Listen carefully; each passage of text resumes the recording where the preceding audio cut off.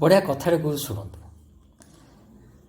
ପ୍ରାୟ ବର୍ଷେ ଦେଢ଼ ବର୍ଷ ତଳର କଥା, ବର୍ଷେ ଦେଢ଼ ବର୍ଷ ପାଖାପାଖି ହେବ। ହେଲେ ଆମର ଏ ଆପାର୍ଟମେଣ୍ଟ ପାଖରେ ଗୋଟେ, ମୁଁ ଯେବୁടെ ଆସିଛି ପ୍ରାୟ 3-4 ବର୍ଷ ହେଲା, ସେ କୁକୁର ତାଙ୍କର ବଂଶ ବୃଦ୍ଧି ତା ଝିଅ ହେଇକି ବର୍ତ୍ତମାନ 3 ପିଢ଼ି ହେଇକି ବର୍ତ୍ତମାନ ସେ ଝିଅ ସେ କୁକୁରଟି ଆମ ଗୋଟେ, ତାର ସବୁ କୁକୁର ଆମ ସହିତ ସମ୍ପର୍କ ଭଲ ଥାଏ। କାହିଁକିନା ମଣିଷ ଆକର୍ଷଣ ହେଉଛି ଦୁର୍ବଳ କି ନାହିଁ। ଆମକୁ ଯେଉଁଟାକି ପଶୁ ପ୍ରତି ଆକର୍ଷଣ କାହାର ରୁହେ, ମଣିଷ ପ୍ରତି ରୁହେ, ସୁନ୍ଦର ନାରୀ ପ୍ରତି ରୁହେ, ସୁନ୍ଦର ରୂପ ପ୍ରତି, ଯୌବନ ପ୍ରତି ରୁହେ, ଏସବୁ କେତେ ଆକର୍ଷଣ ରୁହେ। ଯାହାକି ବିପତ୍ତିର କାରଣ ହୁଏ କି ଭଲର କାରଣ ହୁଏ ସେ ଅଲଗା କଥା। ହେଲେ କହିବାର ଗୋଟେ ବଢ଼ିଆ ଷ୍ଟୋରିଟେ ମୁଁ ଆଉ କହୁଛି, ଯେଉଁଟା ଦେଖିଛି ଆପଣଙ୍କର ପ୍ରାକ୍ଟିକାଲ, ଆପଣମାନେ ଦେଖୁଥିବେ ମାର୍କ କରିପାରୁନଥିବେ, କି ଯେଉଁମାନେ ଅନୁଭବୀ ସେମାନେ ଜାଣିପାରିବେ। ହେଲେ ସେ ପ୍ରାୟ 1.5 ବର୍ଷ ହେଲା ପିଲାଟି କୁକୁରଟା, ମାଇ କୁକୁରଟା, ଆମର ପ୍ରାୟ ଆମେ 5 ତାଲା ଉପରେ ରହୁ। ତ ଆମ ଘର ସହିତ ଆଉ ଜଣେ ଆମ ସାନ ଭାଇଟିଏ, ତାଙ୍କ ଘରକୁ ସିଏ ଯିବ, ଚଢ଼ି ଚଢ଼ି ଲୁଚି ଲୁଚି ଆସିକି ସେ ଯାଇ ଖାଇବା ପାଇଁ ମାଗିବ, ଆଉ କାହା ଘରୁ ଯିବନି। ହେଲେ ଏମିତି ସବୁ ଆମେ ସବୁ ଯାହାହେଲେ ମଧ୍ୟ କୁକୁରଟା ଆମ ତ ଅଛି, ଦୁର୍ବଳ ଅଛି, ପଶୁ ପ୍ରତି ଆମେ ଟିକେ ଦୁର୍ବଳ ଥାଉ, ଆଉ ଅଛୁ ମଧ୍ୟ, ରହିବୁ ଆଗକୁ ମଧ୍ୟ। କାହିଁକି ମଣିଷଠୁ ବେଶୀ ଭଲ ପଶୁ। ତ ସିଏ କ'ଣ କହେ, ତାର କଥାବାର୍ତ୍ତା ଏମିତି ଆସିଲେ, ଦେଖ ଯାହାକୁ ଯିଏ ଭଲ ପାଇବ ତାର ଅନୁଭବ ସିଏ କରିପାରିବ। ସେ ମଣିଷ ହେଉ, ପଶୁ ହେଉ, ପକ୍ଷୀ ହେଉ, ବାଘ ହେଉ, ଭାଲୁ ହେଉ, ଯାହା ହେଉଛି ହେଉ, ଯାହାକୁ ଯିଏ ଭଲ ପାଇବ, ତ ସେମିତି ଆମେ ତାର ଅନୁଭବ କରିବାର। ସିଏ ଆସିକି ଖୁସିର କଥା କ'ଣ, କାଲି ଏମିତି ବର୍ଷେ ପରେ ଆସି ଏମିତି ଆମ ସହିତ ସମ୍ପର୍କ ଅଛି। କିଛି ଦିନ ମାନେ ତାକୁ ଆମର କିଛି ଅଛନ୍ତି ନା ସମାଜରେ ବହୁତ ଲୋକ ଥାଆନ୍ତି ପଶୁ ବୋଲେ ଘୃଣା କରିବେ, ଇଆଡ଼େ କୁଢ଼େ ଭାତ ଫିଙ୍ଗିଦେବେ ଦାଣ୍ଡକୁ, ସିନା ଖାଇବାକୁ ମୁଠେ କାହାକୁ ଦେବେନି, ନଷ୍ଟି କରିବେ।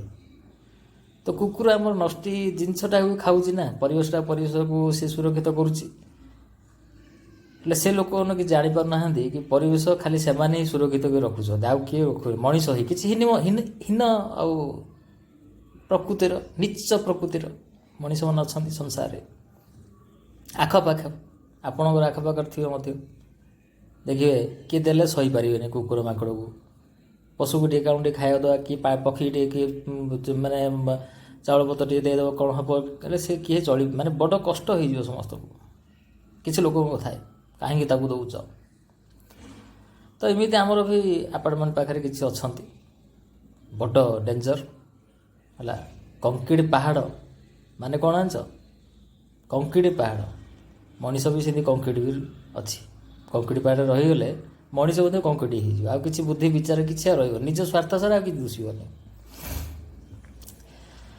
ତ ସେ କୁକୁରଟା କାଲି ଆସିଲା, ସେ ଆଉ କାହା ଘରୁ ଯାଇନି, ଆମ ଘର ଦାଣ୍ଡରେ ଆସି ଛିଡ଼ା ବସିଥିଲା। ପୂର୍ଣ୍ଣିମା, ଖାଲି ତ କୁମାର ପୂର୍ଣ୍ଣିମା ଥିଲା, ଆଉ ବହୁତ ଦିନ ହେଲା ଆସିନଥିଲା ନା, ସେ ଆସିକି ଆମ ଦାଣ୍ଡରେ ଆସି ବସିଲା। ପ୍ଲସ୍ ଆମର ଯିଏ ପଡ଼ିଶାର ଜଣେ ଅଛନ୍ତି ସାନ ଭାଇଟି, ତାଙ୍କୁ ଯାଇକି ବସିଲା।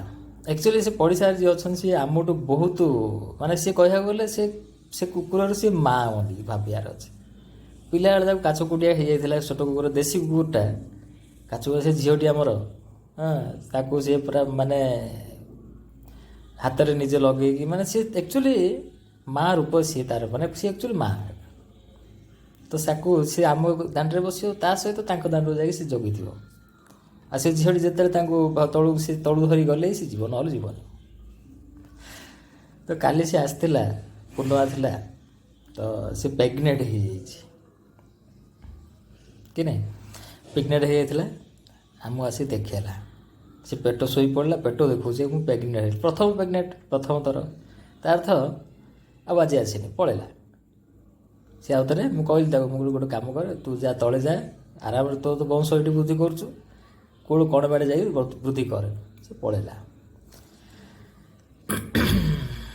ତ ଏ ଗପଟା ମୁଁ କାହିଁକି କହିଲି, ଗପ ନା ସତ କଥାଟା କାହିଁକି କହୁଛି ଜାଣିଛନ୍ତି? ମଣିଷର ଜନ୍ମ ହେଉଛି ଆକର୍ଷଣ ପାଇଁ। ଆକର୍ଷଣ ନ ରହିଲେ ମଣିଷ ଜନ୍ମ ସାର ନୁହଁ। ସମସ୍ତେ ସମସ୍ତଙ୍କ ଉପରେ ଆକର୍ଷଣ ରୁହନ୍ତିନି ସଂସାରରେ। ଯିଏ ଯାହାକୁ, ଏବେ ମୁଁ ଆପଣ ମୋ ବନ୍ଧୁ, ଆପଣ ମୋ କଥା ଶୁଣିଲେ, ଭଲ ଲାଗିଥିବ କି ମନ୍ଦ ଲାଗିଥିବ ସେଇଟା ଆପଣ ମୋତେ ମେସେଞ୍ଜର ମାଧ୍ୟମରେ କହିପାରିବେ କିମ୍ବା କମେଣ୍ଟ ମାଧ୍ୟମରେ କହିପାରିବେ କି ନାହିଁ। ତ ଏ କଥାଟା କହିବାର କାରଣ କ'ଣ ଜାଣିଛନ୍ତି? ଏ ସମସ୍ତେ ସମସ୍ତଙ୍କୁ ଭଲ ପାଆନ୍ତିନି। ଯିଏ ଯାହାକୁ ଭଲ ପାଏ ନା, ତା'ର ହୃଦୟ କଥା ସେ ଆଖିରେ ହେଉ କିମ୍ବା ପାଟିରେ ହେଉ କି ମୁହଁରେ ହେଉ, ଯାହାଥିରେ ମଧ୍ୟ ସେ ଜାଣିପାରିବ। ସେ ପଶୁ ମଧ୍ୟରେ ହେଉ କି ମଣିଷରେ ମଧ୍ୟ ହେଉ। ସେଥିପାଇଁ ଜୀବନରେ କିଛି କିଛି ଲୋକ ଖାସ୍, ଆଉ ପଶୁ ମଧ୍ୟ ମଣିଷ ଭଳିଆ ଜୀବନ ଯେହେତୁ ଥାଏ, ସେମାନେ ମଧ୍ୟ କିଛି କହିପାରୁଛନ୍ତି, କିନ୍ତୁ ଶୁଣିବା ଲୋକ ଶୁଣିବାରେ ଅଛି। ସେମିତି ମଣିଷ ମଧ୍ୟ କିଛି ଅଭାବୀ ମଣିଷ ଥାଆନ୍ତି, ଦୁଃଖରେ ପଡ଼ିଥାନ୍ତି, କହିପାରୁନଥିବେ କି ସହିପାରୁନଥିବେ। ସେମିତି ମଧ୍ୟ ତାଙ୍କ ପାଇଁ କିଛି ଲୋକ ଥାଆନ୍ତି କି ନାହିଁ। ସମସ୍ତଙ୍କ ପାଇଁ ସମସ୍ତେ ନଥାନ୍ତି। ତେଣୁ ବାଛି ବୁଛିକି ବନ୍ଧୁ କର ମୋର ଭାଇ, ଆଗକୁ ନ ପଡ଼ିବ ଯେମିତି ସମ୍ପର୍କର ଘାଇ। ଧନ୍ୟବାଦ। ଜୟ ଜଗନ୍ନାଥ।